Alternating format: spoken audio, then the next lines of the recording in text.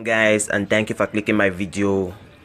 So today I'm going to show you how to hide things in your Android phone, be it your mom, your dad, your sisters, your cousins, your friend, your girlfriend, whosoever. So first, before I begin, I would like you to punch that subscribe button, tap that like, and leave a comment. So first, before you start, what you're going to do is you go to Play Store and download the calculator lock, this logo right here. First, I recommend this app for you because it's very safe. So look what's gonna happen right now. I'm just gonna tap into the app, put in my password. I put something hard and something easy to remember.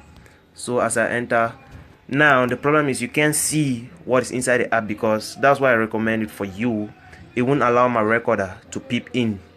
So I'm just gonna give you what you're gonna do inside. So when you go into the app, you will see pictures, gallery. So you're just gonna tap gallery, tap the plus sign, and the pictures in your phone and your pictures are going to appear. So you're just going to tap it and press hide, and just all what you need to do.